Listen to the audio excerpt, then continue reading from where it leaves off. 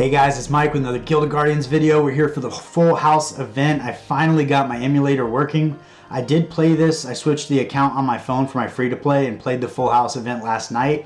I actually did better on my free-to-play than I did on my main account, which was kind of exciting. So we'll jump in here and actually take a peek. I'll show you the team that I'm using and kind of the strategy I have moving forward to hopefully get as far into this event as possible. It is a little bit unfortunate. Seems to be a cumulative process, so if you miss the first day, you might have a little bit of an uphill battle. But I think by the time you get to the last days, your progress will probably be pretty slow. So if you get 3 or 4 days into it, I think you'll be okay. But ideally, for the best advantage, we'd have the full 5 days to get through the event. So I'm going to go ahead and get my account accumulating energy and so forth and get a little updated on the free-to-play, and then we'll jump into that event and take a peek at where we're at. So before we jump into the event, I did want to highlight that for the July leaderboards on the free-to-play account, again, I was able to achieve 34 Ascension Seals and then 137 Flames. It's not very many flames as far as upgrading radiance levels and so forth, but accumulating these over time will be a huge benefit. But this is almost enough to ascend any epic champion, with the exception of the better ones that you probably want to ascend. But we're really close to being able to ascend one with those rewards. And then we have the GOG tokens and the Ascension Seals from before. So I am accumulating rewards and assets on this account that I can turn into money, which is, I think, a super exciting thing on the free-to-play. And I think they continue to do a great job getting those rewards to us to make it feel like it's worthwhile. Like, I think back about when I was a kid playing a game, and if you would have told me I could have earned $10 a month playing Mario Brothers in my bedroom, I would have been stoked on that. So I think it's kind of fun, and I think potentially as strategies get better and as the game develops more, there might be even more money to be made. I don't know it's truly in that play to earn status yet where you could actually make a living at it, but I think it's a step in the right direction. And I think at the end of the day, when the market levels out, buying and flipping characters or building characters to sell has a lot of potential of making some money. For a while there, I was doing that, and I was making more money than I am playing the game. Not enough that it was really worthwhile, but it was fun, and I was having a good time with it. So let's jump into that full house event. I do really like this event. I think it's really neat that it kind of equalizes the playing field quite a bit in a couple different ways. The first thing is it gets rid of all the gear you've established thus far, so anybody starting the game has an equal opportunity to do as well, which is kind of fun. The other piece is there are event champions. I didn't realize this because I had all the event champions on my account, but the event champions are available for everybody. So you can use a Tianlong, you can use Jadey as an event champion, you can use all the different champions that have that event banner on them. You can put them on your team. And I thought I could just use Tianlong because I have him on my account, but when I got to the free-to-play, I also could use Tianlong. So we take a peek at the game rules here. The key thing is that you have to have all these different characters. So you need a Ascender, a Hydrus, a Terra, Umbris, and Solace. You can only have 2 legendaries, 5 epics, and 3 rares. So the strategy I was implementing was grabbing the legendaries I wanted, which was Jadey and Tianlong, the 5 epics that I wanted, and then utilizing the 3 rares to fill any of the needs I hadn't achieved by that point, because they're probably going to be less impactful on the account. The cool thing is all Guardians start at level 1, and you're only going to gain the experience you gain in the event. You also have no gear, and you have no enlightenment or radiance levels either. So really the only thing you're doing is building these characters through the event, and the best thing is getting good gear. Now, one thing to keep in mind on the boss skill is this Far Shot. She can do a huge amount of damage, and she prioritizes the enemies that are the furthest away and does extra damage the further they are away, up to basically a kill shot. So that is something to keep in mind with your range attackers, and then it kind of changes your lineup, and we'll talk a little bit about that as we get into this. But essentially you go through, and every 10 levels you beat the boss. And if you're able to clear the boss, then it'll start you back on the level after defeating the boss. So yesterday, using 5 continues, I built my team up. You can see I'm on level 45 with my Tien Long, 43, basically right in there, 40 to 45 across the board with my characters. And then I was also able to get gear on them. But it's starting me back. I got to the boss in room 50, wasn't able to beat them. So now I'm using a continue token and I'm at room 41. So I get to go through room 41 to 50 again, accumulating resources and experience and trying to get powerful enough to defeat the boss. Once I defeat the boss, it holds my position. So we take a peek at my Tien Long. He started on level 1 with nothing, and then slowly but surely I started accumulating gear. So you can see the gear itself is really where you're going to start seeing your gains, and you get better and better gear the further into the battles you go.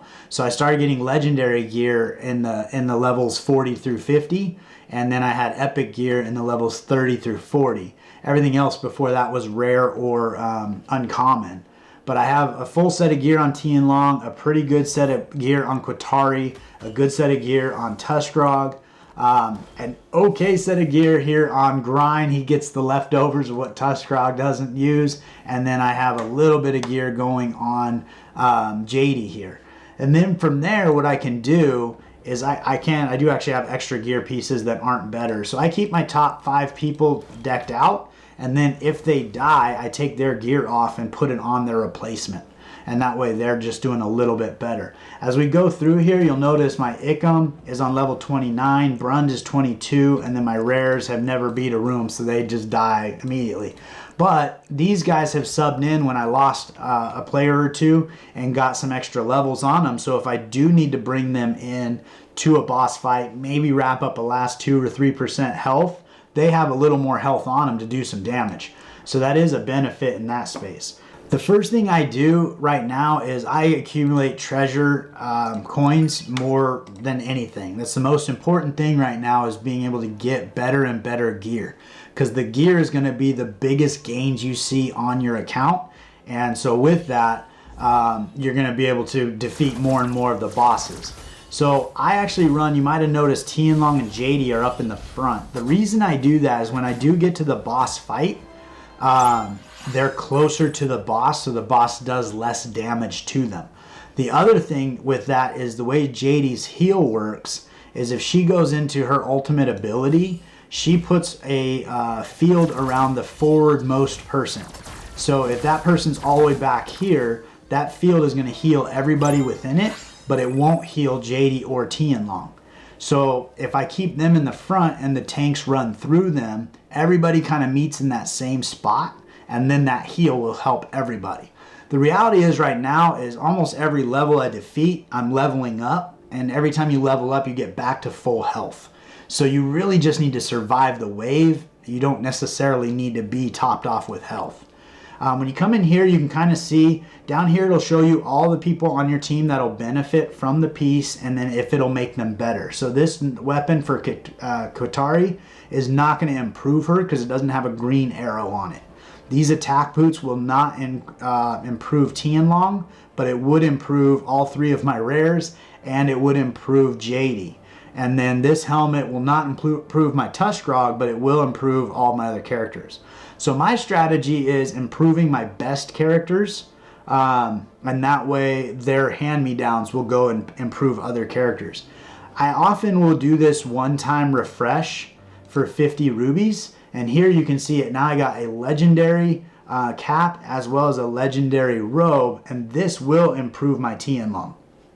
So I am going to grab this guy up and get that on Tien Long, and then move that other piece to Jadey, and that's going to give me a lot of extra HP that I didn't have before. So this is an 11-star legendary piece, so that's a big win. Now the reality here is a lot of these continues that you use, so I'm replacing a really garbage piece with this, so this is going to be a huge increase. We're moving from 72 and we moved up to 89, so we got 17,000 power for that one piece, and then we can go ahead, and she doesn't even have one, so it's been kind of slim pickings on the robes there.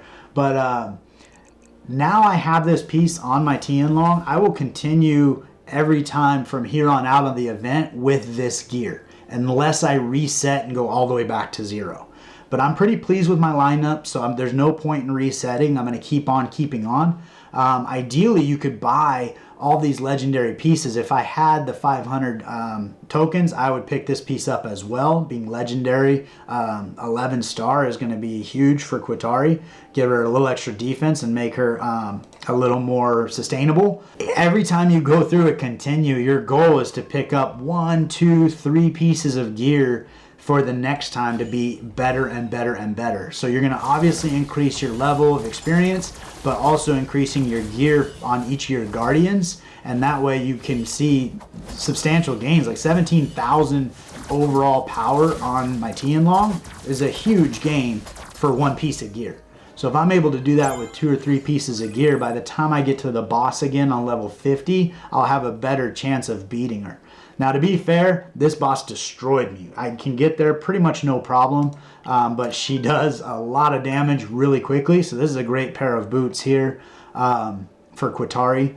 Hopefully it's got multiple stars on it, because I think there always shows 0, and then it'll show you what's actually on the piece when you put it on. So we'll jump on Qatari here and see.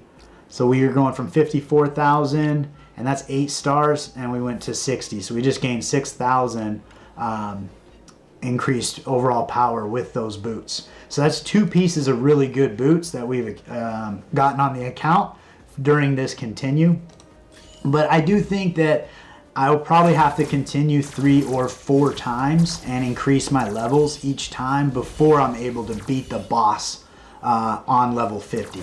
But I keep on keeping on. You got 5 continues that you get to use per day, and then it continues where you left off from the previous day unless you restart. And I think that realistically, once you get your lineup dialed in, there's no real purpose of restarting. Now that I'm within 3 battle rooms, I'm going to go ahead and grab my 300 power. I kind of go back and forth between this and this one here. Might actually use this one, because when I get to the boss fight, negating a lethal damage and getting that random heal could be a huge win. And just taking a few extra hits away from champions to get some more damage on the boss. So we'll see how that goes. And we're plugging away. So hopefully, I think we got one more arsenal we get to go to pick out one more piece of gear. And then we're going on to level 50. So let's see if we can get lucky with a legendary piece. Another robe.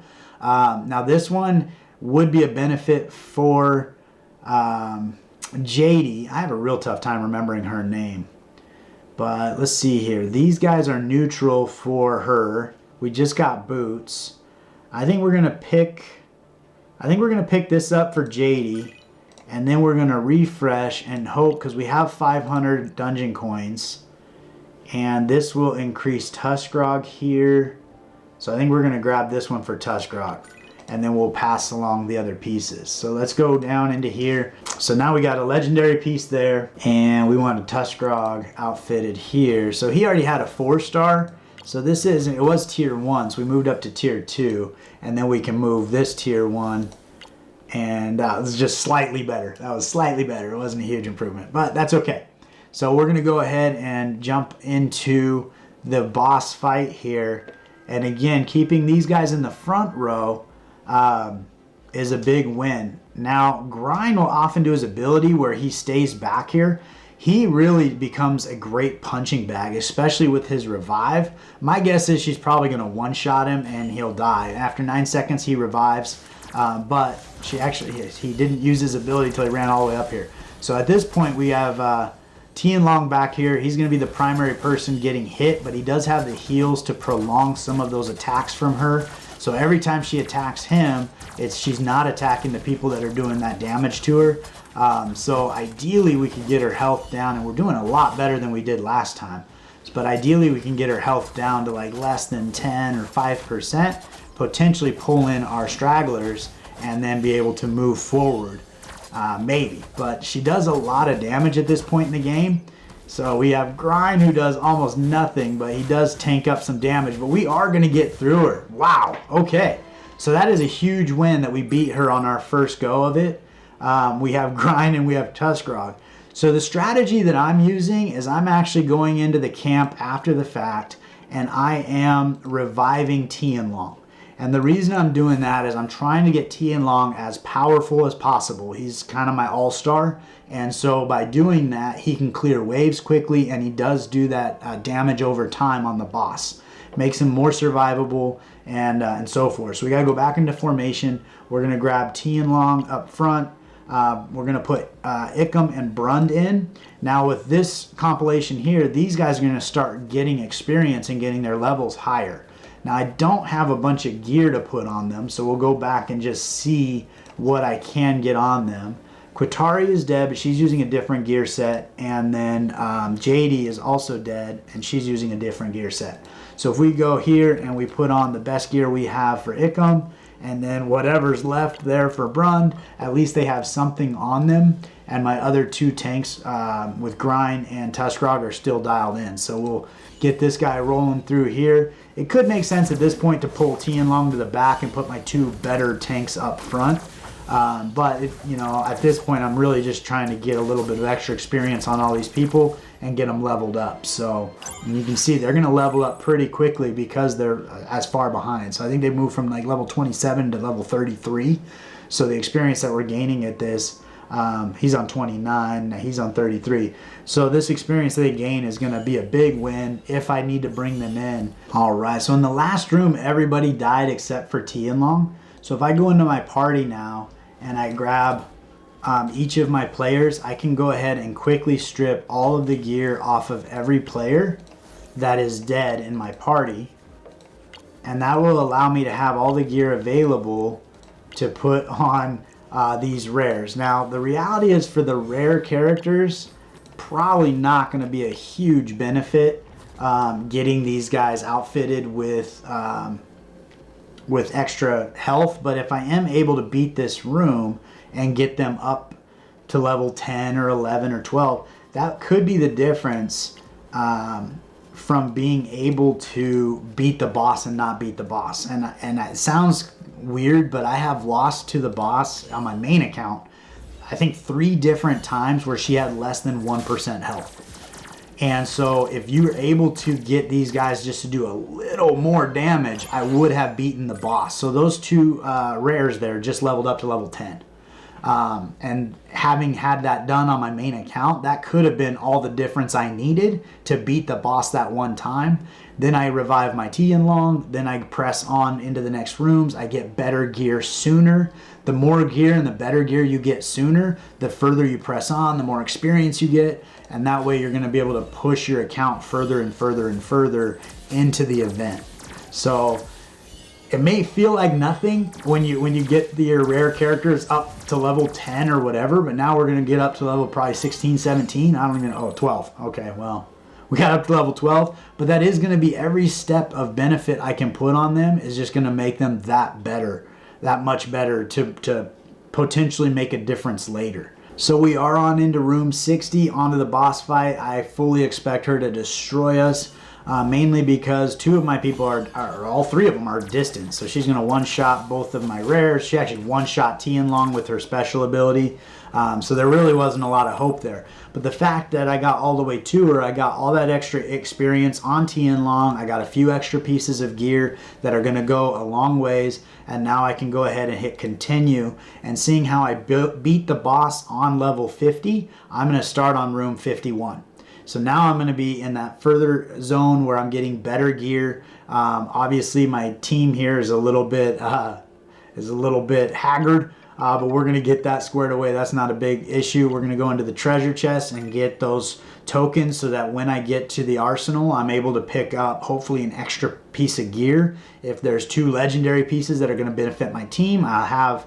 Once I get to 500, I'll have the ability to do that. So I'm going to go into my formation. I'm going to get Tien Long and Jadey up front, my 2 tanks in the back with Qatari.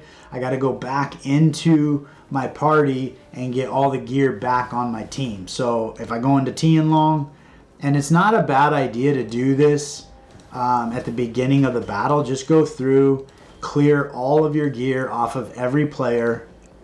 And that way you know you're using the best gear for the champions that you want to use it on. So the first thing for me is I want my damage dealer Tien Long to be as powerful as possible, so I give him all of my best gear. Then from there, and you can see I've picked up 3 pieces of legendary tier 2 gear. That's pretty good. So that's going to be doing a lot of extra defense and HP for survivability, and that extra attack is huge. I would love to get a weapon that's tier 2 and legendary at the same, so he's doing even more attack damage. Next, I want to get my Tuskarog dialed in as great as possible, and then Grind. Grind is really in there just to be a punching bag, and he does a great job at it. He's there to heal himself a lot and just take a lot of damage and take a lot of that damage off of Tuskarog. But between the two of them and Jadey, Jadey's heals when she does up in the front row, they do a lot of work. Is that the best weapon I have? Oh man, I really need to step up my weapon game. Oh no! Alright, well when we see a weapon come in, we're going to have to get it. Ideally it'll be a tier 2 legendary piece for Tianlong, and we'll move his piece down to her. But Jadey does an amazing job healing those tanks up front, so she's going to keep the Grind and the Tuskarog going as well. And then Qatari was a choice that I did to help me clear the waves because she has that AoE stealth attack, and she seems to be doing a lot of work to help Tianlong and help get through the waves, but she's also a melee damage dealer, so when it comes to the boss, she's not in the back row taking one-shot damage. She's up in the front, and she's taking less damage that way, but she does quite a bit of damage herself while she's up there. So we got everybody outfitted with the gear that they should have on. Now, if you notice in that previous battle, I went in there and I had half health on most of my players. Well, they all leveled up when we beat the battle, and now they're at full health. So the quality of your healer at this point in the game doesn't seem to be super important as long as you can survive the waves, because you're leveling up so frequently, you're topping your health off every level or every other level. So everybody leveled up there. Again, so it's going to keep me topped off for health. That being said, when you do get into that boss fight, having a good healer is important. I usually stack this up and use it on room like 57, 58, and that way, because it works over the course of 3 rooms, it'll work for the boss fight as well. We got a legendary hat. It will not improve Tianlong. We did not get a legendary weapon. So we're going to go ahead and refresh all 3 of these and hopefully get something just a little bit better. So we got legendary boots. That'll help Tuskarog. We've got a legendary axe. That'll help Tuskarog. And a legendary chest plate for Qatari. I think we're going to grab both of these pieces for our tanks. I do like having more HP on Qatari, but those pieces were a little too juicy to pass up. So we're going to go into here. We're going to get outfitted with the new best pieces, and then we're going to go on here and upgrade his pieces, and we should be in a good spot. Now if I look at Qatari, she does have tier 1. I might have been a bigger improvement to grab one of those pieces for her, because Tuskarog's, both his pieces were already legendary. But that's okay. You know, every time you get a new piece on the account, you're going to have it for the rest of your continues for the next few days. So it's just a matter of stacking up the better gear that you can over time and just making your team as survivable and durable as possible and getting them progressed to the point where you can make it through the next boss. Is kind of the name of the game. So we'll keep on keeping on. I'll bring you back in when we get to the boss fight. Alright, so we are on to the boss fight here. We did lose Qatari, so we subbed in Ikam. And again, utilizing those extra rooms that we beat with him, he's on level 38, so he's not as much of a liability as if he was sitting on level 1. So going through those extra rooms, even though you don't have a chance of beating the boss when you get there, can make a big difference on those players by the time they get to a point where you need them. So we're going to probably die here, would be my guess. It usually takes a couple different continues in order to make progress through the boss. But we are on to level 60 here, so that's pretty far. And I feel pretty good about it. There, we got a one-shot on Grind, but if we hold on to our health long enough, Grind will pop back up after, I think, 9 seconds. There he is. And he got instantly one shot again. But that was one shot that didn't hit Tuskarog, didn't hit Ikam. You can see we're at 74% health, so we have a 0% chance of clearing this with our other with our other team. So now we're back to 3 out of the 5 continues. I'm gonna go ahead and utilize the remaining continues, and when we get to the last one, I'll bring you back in so you can see the progress we made today. All right, so bring you back in. I'm on the boss. I did just lose my main team, but I'm bringing in my secondary squad, got them outfitted with my gear, but I wanna say I'm less than 10% health on the boss, 7%. So this is where it could make a difference. And I'm not saying it will, but it could. We're down to 5%, 4. If we can get through this boss, oh my gosh, we're at 0%.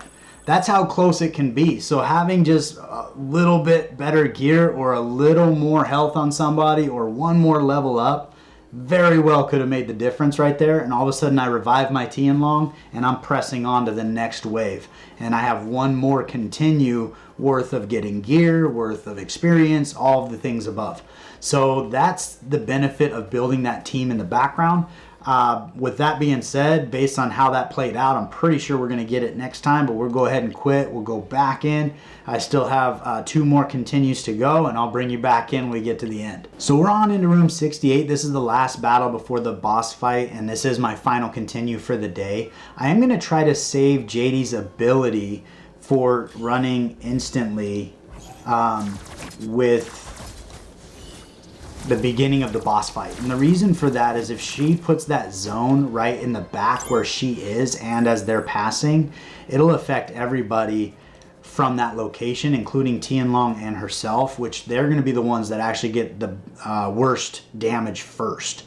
So as long as that heal is healing them, it's going to give our other folks more time to do damage to her before she starts picking off the back row. So let's see if we can improve any of our main positions. It doesn't look like it from these. We're going to refresh. Probably spending way too many rubies on this, but that's okay. Yeah, none of these are really going to be a benefit to us at all. So this is kind of the first time this has happened where I can't even improve the account. I guess I'll grab this just because there is a 3rd spot for that, although sometimes we're running 3 tanks too, so that'd probably be a better benefit there. So we'll go into here. We're going to jump in and immediately use Jadey's ability and then put it on auto and see how much further we can get.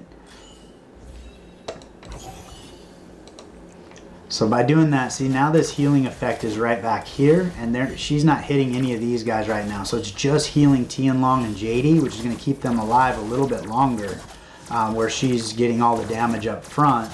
And now she's starting to move over to Jadey, so there's a good chance that we actually get this done. We better do some more damage quickly though. We had some good damage just probably coming from Tianlong, unfortunately, and then he died. Qatari can do some damage, but she just died. We're down to 38%, 37, probably not enough to do anything. Although somehow Grind is doing some serious damage. So I think that's the affinity boost that they got for the Terra, but that is actually pretty impressive to see Grind doing that. I thought he was up there just tanking up damage, but he is doing a lot of work outside of that. We are going to give this a good shot and see. I think we did get him right around 10%, but we do need to outfit all these guys with the gear from those characters. So we're going to jump in here. We're going to shed the gear from Tianlong, shed the gear from Tushgrog, Grind, Qatari. She's the only one that uses that gear, so it doesn't really matter shedding that gear. We are going to boost him in the best gear, Brund in the second best, get our healer outfitted with the best. Zol, we'll actually do her first, and then Zol, because he's going to die quickly. He's a back row damage dealer, so he's going to be one of the first people picked off. So is Ferulia, but she might get a heal in first. And we're going to change our formation actually and get these guys dialed in and hit go and see how this goes. We got 10% health to try to get through, so we'll see if we can do it. We're down to 9, down to 7, 6. It's not looking good. We need more damage, and we need it in a major way. 4, come on guys. So 3, it's not looking great. It's not looking great. Now he is Terra, so man, but we're right there within 2% health or something like that. So those little bits of benefit that you get on those characters do make a difference, and ultimately could get to a point where we do defeat a boss we wouldn't have otherwise. But that is wrapping up the 5 continues I have for the day. So now I have to wait until it resets tonight at 9 o'clock and I get 5 more continues. So from there, I will pick up right where I left off. If we look at the rewards, I've cleared room 50 now, and my overall score in the leaderboard, and this is on my free-to-play account, I'm at 473 at 12,000 points. So some of these folks are working right through it, and they're probably on to significantly higher rooms than I am, which is actually really impressive considering that we all kind of start from the same spot. But depending on the gear you get and how fast you can get through certain bosses, you'll get better gear quicker and more of it, and that way your team will progress a little bit faster. So that's just something to keep in mind. But free to play, being in the top 500, I'll take that all day long. And this is actually doing better than my main account, which is kind of ironic, but we'll keep on pressing in that space. Hopefully you found that beneficial and interesting. I really appreciate you guys spending the time with me today, and let me know in the comments below, like, how are you doing, what your lineup is, how it varies from mine. There's definitely opportunities to put together a lot of different configurations. This is probably the 4th or 5th configuration I tried. But it's trying to consider all things where it's like those passive abilities aren't working, you can't level up different skills and get them better or anything like that. You're really dealing with bare bones champions, so it's kind of fun. But thanks again for your time, and I look forward to seeing you next time.